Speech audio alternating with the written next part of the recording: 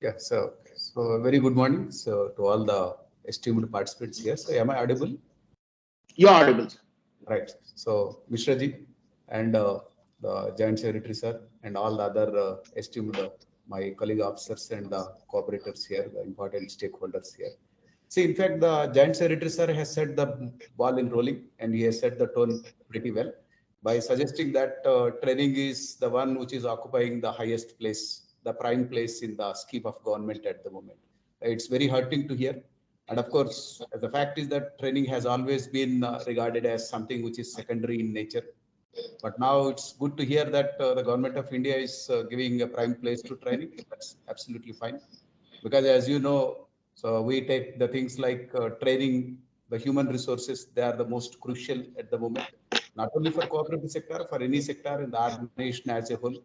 And as you know, we are in a knowledge society. In a knowledge society, naturally, it is the training, education, research, and development that counts, that keeps the people or the organizations in the forefront. See, in fact, we take a verse from Bhagavad Gita, which says, Yogaha karmasu kausalam. It says that not just doing the things, Lord Krishna in chapter 20, verse 50 suggests, Yogaha karmasu kausalam. See, not just doing the things, it's not everybody will do something, but somebody who is doing skillfully, professionally, that's more important. And of course, I think for the cooperatives particularly, this is the need of the hour. So cooperatives are there, we are surviving, but it's not the question of surviving. We need to prosper, we need to move ahead and particularly take a leaf out of the things that are happening in the other sectors of the economy, other organizational structures, particularly corporate sector. Because definitely we cannot have the cooperatives in silos now. We need to compete and we need to compete with the corporate sector there. So as you must be knowing, the corporate sector is the one which is spending a lot and focusing a lot on training, education nowadays, because they know exactly where the things is. See, under this backdrop, so as far as the things are concerned, say now with our experience in Telangana or in our interactions with other things, let me put certain things very blunt. Probably this is an in-house meeting, so we need not mince our words. So now what I suggest is, of course, training means whenever we talk about training in the cooperative sector, so we divide it into different things. Who are the stakeholders for us? Number one, we are the members, the, the ordinary primary members of the societies, and then the managing committees, the directors, managing committee members. Then we have the staff and employees of the cooperative societies, all apex bodies including. Then we have the officers of the cooperative department, the regulators, etc. Then comes the next one is the prospective cooperators, probably the youth. So the market that is there, the emerging youth, the next gen next. So we need to take them into account. So we need to take, say, any cooperative policy, any training policy we are talking about. First, we need to see whether we are catering to the needs of all these people or not. Then what we are exactly trying to provide. So there again, we try to divide it. So let us keep it in proper context, proper perspective here. So first one, so probably we may talk about traditionally the cooperative ecosystem, the concept of cooperation, these, that, etc., the principles of cooperation. That's we have been traditionally talking and saying for a long period. Then we have the things like the statutory ecosystem. So something like act, law, rules, regulations, procedures, etc., governing the functioning of the society. Then the next most important one is the functional domain. Yes, this is where we need to be extremely careful. So that is the functional domain, because now the cooperative organizations are not so simple organizations as they used to be in 60s or 70s. No. So the cooperative organizations of 21st century, in the fresh millennium, they are absolutely different. So we are cooperative organizations, they are there with the thousands of crores of turnover, and at the same time discharging a multitude of activities, getting into different types of economic activities, and also competing with a different type of ecosystem there. So naturally, we need to look into the functional domain. So functional domain, like say, for example, we have things like the finance, very, very important one, finance, accounts, audit. And the second one is the marketing. Marketing is going to be the crucial one, key for the success of the cooperative organizations always. So we need to look into that domain. And the next one is the HR. The HR itself is a functional domain there. So what exactly we are doing into these things? So that is where probably I think the focus should be. Then coming to the present status here, yes. See, the cooperative training as such, we do have certain issues are there. So let us put it very, what do you call it as, in a very blanket, that means in a very blunt and proper way. See, what are the problems here? Many times the cooperatives, the training as such, what we are giving is number one, the problem is relevance. So whatever the training that we are imparting, whether it to the members or it to the employees or it to the managing committee or it to the officers, etc., what is its relevance? Whether it is relevant or not, that we need to take a close look. So we have to reevaluate it. Then another thing is whether the training that we are providing is of interesting nature or not. That's most important. See, relevance means once he goes back from the training, so in which way it is contributing, whether there is value addition or not. In fact, today's the topic says that yes, value addition, scaling up. That's very, very important. Whether we are creating any value addition or not. So the moment he comes for training for a few days or a week or months, whatever it may be, how he is going back, whether there is any value addition in whether he is able to contribute better to the organization back home or not. That's very important. Then another thing we are talking about is the issue there is, yes, many times our training institutions, we have been very, very traditional method of training and mode of training. That is a simple lecture mode we have been for. This lecture mode has been completely outdated, particularly into the corporate sector. They moved into far, far ahead, certain new types, so which generates interest. That generating interest is going to be extremely important. Then another important aspect is sensitization. See, many times we ourselves, we don't value education, training in the cooperative sector, whether it is in the government departments or in the organizations itself, many times.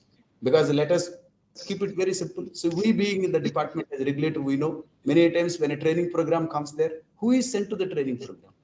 Many a time the somebody who is not at all fit for the organization, or who is at the lowest level, or who is a troublemaker, who should be avoided, such people are sent to the training. There we are spending huge amount of money and the resources are pulled up, and we are sending somebody who is not fit for the organization and who is the one who is a troublemaker. See what sort of things we will get from it. That's going to be very important.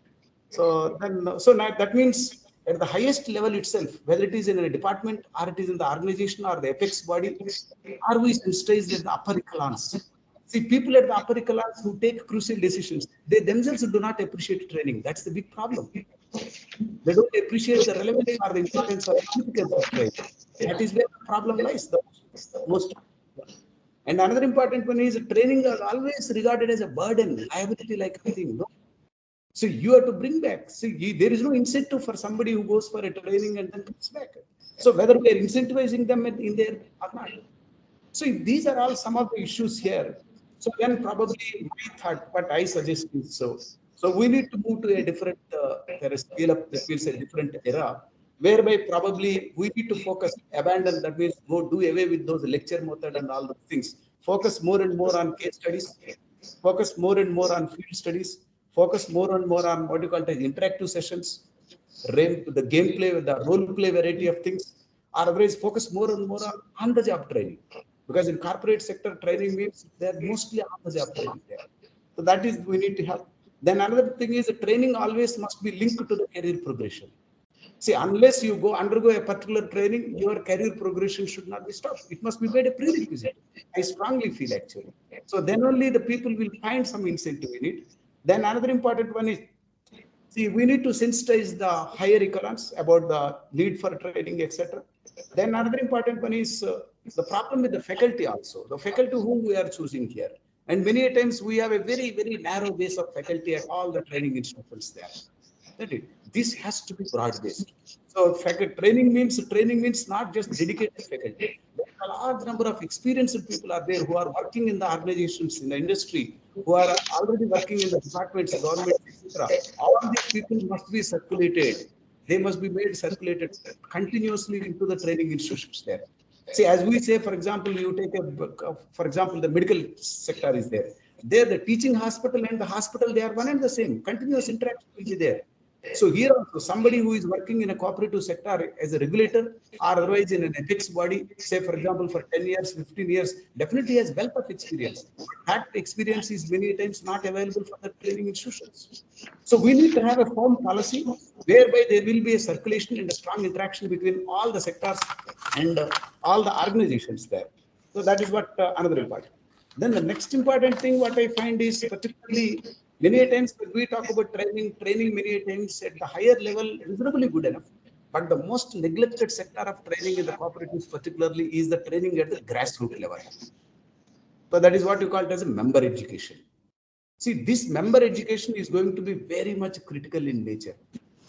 That is the foundation stone actually, because that is the one which infuses the cooperative spirit. That is the one which brings the accountability at the grassroots level, at the institutional level there. And many a times the members, they don't identify themselves with the institution. And some, see, for example, I have been there in the dairy sector for for around 3 years. I was there in the dairy sector. I have visited a large number of the primary cooperative society, dairy cooperative societies in Telangana. Many of the milk pourers, they do not know that they are the member of the dairy cooperative. Of course, they are getting their bills and all other things. So the milk bill they are getting, they are doing everything, they are getting the benefits. But many times they are not aware. And many times very little importance is given to the general body. Conducting general body has always been a ritual. This has been a big issue.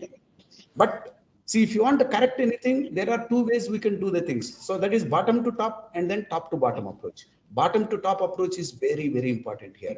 Fix the things at the grassroots level first. So this member education, we need to focus a lot.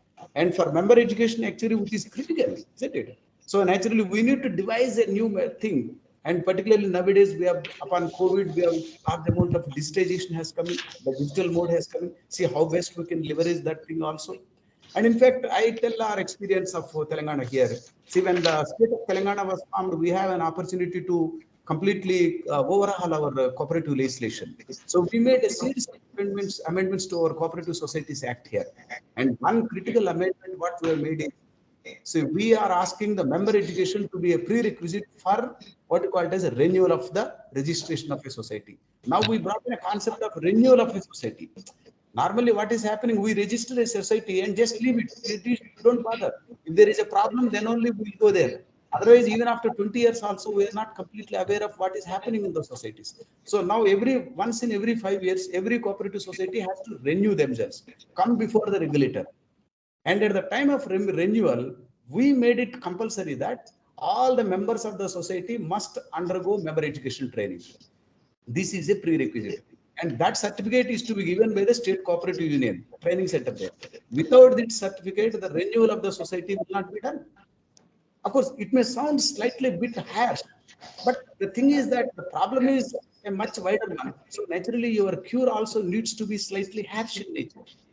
Because what we strongly feel is unless you go focus on member education, probably it will be very difficult for us to bring accountability and responsibility and participation in the society there. Because as you know, cooperation is basically based, what is our fundamental principle? Fundamental principle is participation actually. So this participation, we need to look into it. Then, of course, we need to find out what you call it as the contemporary challenges that are there.